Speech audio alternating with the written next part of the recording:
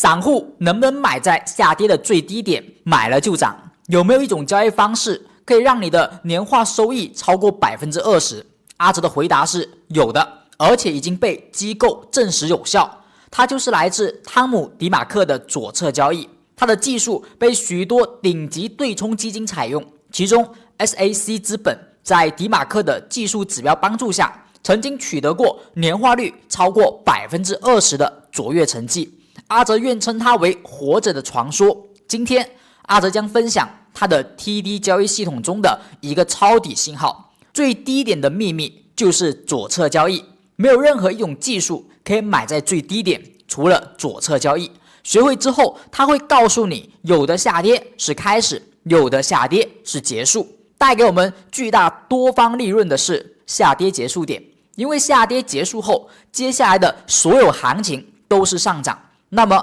关键是如何识别本次下跌它确实会结束，识别的关键在于机构资金的流动性，而左侧交易的核心就是发现资金在下跌中的变化。如果阿哲告诉你，股价虽然连续下跌了3天，但每天都有机构在买入，而且越跌越买，越买越多，你觉得你不想也一起买点吗？所以实现左侧交易的关键就是看懂下跌时资金的变化。现在开始，我们探讨下跌时的买方力量。在图表中，这是下跌 K 线当天日内运动。如果你只会看开盘和收盘，那么永远不会明白资金在下跌时的运动。股价下跌，我们称其为资金在流出，而在当日分时中，价格下跌就是资金量的流出。反之，价格上涨可以判断为资金出现流入。这内在的含义告诉我们，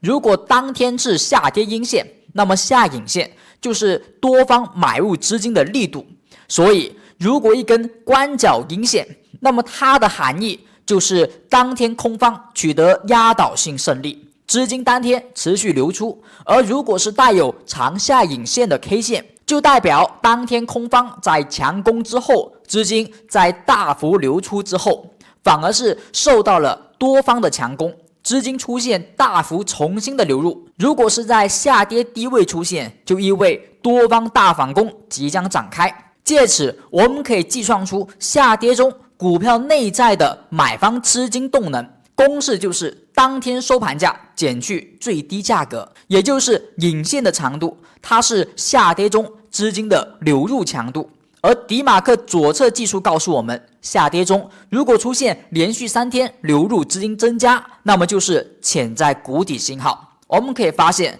在连续下跌中出现了一种现象，就是每一天的阴线，它的下影线都在不断的变长。这种现象在左侧交易的分析逻辑中属于大资金的逆势买入，这是一种资金的隐性行为，它不想别人知道，但却一次一次的下跌建仓中，在价格图表上无意中暴露了它的意图。所以我们需要异常关注这种股票，但是你要注意了，隐性的资金行为不能作为买点，因为你不知道价格还会不会继续下跌。作为散户，我们是没有本钱，也不能去冒险在下跌中跟随资金建仓的，所以我们需要等待一个明确的资金明牌的显性行为，一般是下跌中的强势反包 K 线，它的出现说明资金明牌可以作为买点。如果你是波段交易，可以将最长下影线低点作为防守；如果你只是想博弈反弹，可以将买入 K 线低点作为止损。迪马克的左侧交易技术随着时间的推移，并没有出现传统技术那样的失灵，在如今也发挥着非同一般的效果。在24年 JPM 3次下跌的底部都出现了潜在谷底模型，你觉得这是一种巧合吗？一次是巧合，2次是偶然，3次呢？你觉得这难道不是一种你必须要去学会去看懂的机构建仓信号吗？并且在资金明牌后都出现了上涨，哪怕只做短线也能赚取丰厚的利润。这就是左侧交易的魅力，让许多机构年化收益超过 20%， 而学会它，哪怕是散户投资者也有机会和机构在建仓低点一起买入。这就是左侧交易潜在谷底模型，也是左侧交易的冰山一角。